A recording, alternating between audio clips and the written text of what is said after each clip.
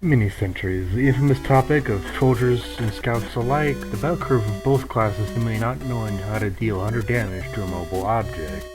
But what if you could upgrade them? Well, that's what I aim to find out in this video.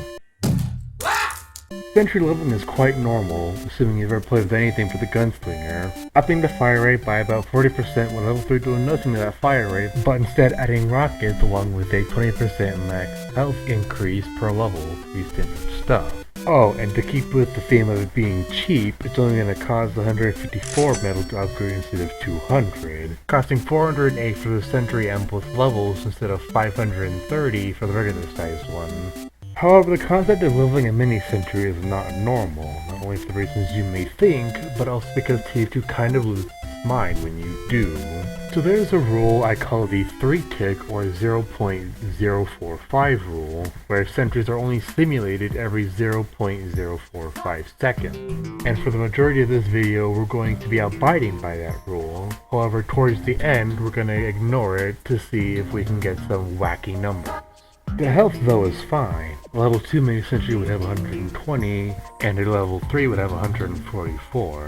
Or 432 with the Wrangler, or about half as much as Gemini with his pocket. Now comes the damage. The mini-sentry gives you a plus 25% faster fire rate and a 25% smaller hitbox in exchange for minus 50 health and minus 50% damage penalty. So a level 2 sentry would have an attack interval of 0.072. However, since the sentry is only simulated every 3 ticks, it has to round up every 0.045 seconds, giving us an in-game interval of 0.09, or as fast as a level 2 sentry gun while attacking with the Wrangler. And just because I know a lot of you will ask, the attack interval of a level 2 mini with the Wrangler is about 0.0297. You can run it yourself, I believe in you. So with that attack speed and a base damage of 8, at the DPS of 88.888 repeating, so we'll just call it 89 and move on. With the Wrangler, however, DPS is increased to 288. Wait, what? Okay, so thankfully, due to the aforementioned simulation cap, the DPS of level 2 sentry is only 178. But that's still a lot, given that is as much as a regular level 2 sentry at maximum fall off, but for a mini-sentry that's quite a lot. Kinda makes me glad sentries are improperly simulated, otherwise we'd have had it be melted in a little over a second by a mini-sentry. The level 3 mini-sentry followed in the trend of 25% faster fire rate at the cost of 50% less damage would look something like this. 50 damage rocket firing every 0.765 seconds.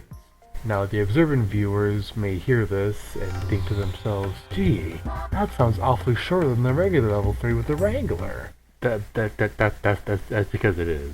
In fact, at the DPS of 65 on top of the 89, and that's not even including the Wrangler. With the Wrangler, that's bullet DPS of 118 and a rocket DPS of 86, for a total of 204. But not excluding the 3-tick rule, that's a bullet DPS of 288 and a rocket DPS of 198. For a combined total of 486. Let's just have a look and see what that total number looks like in the game.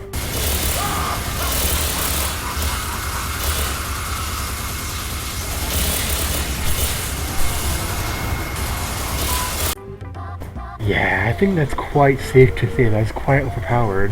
For context of those two numbers, the Brass Beast at max ramp up has a DPS of 106, and the level 3 sentry, the regular one, not the mini one, with the Wrangler, has a combined DPS of 221. That is only a minus 7.699% decrease in DPS. So, in short, what would happen if you upgraded Mini-Sentry? Well, Scout and Soldiers more towards the other end of the bell curve would start to complain as well. And if we didn't have the 3-tick rule, poor heavies would have to have a battalion's backup popped and a vaccinator Uber them just to take down a Mini-Sentry. Never mind a regular one. If you enjoyed this video, be sure to like. If not, your opinion does not matter unless you have a strange gunslinger. And most importantly, have a good day.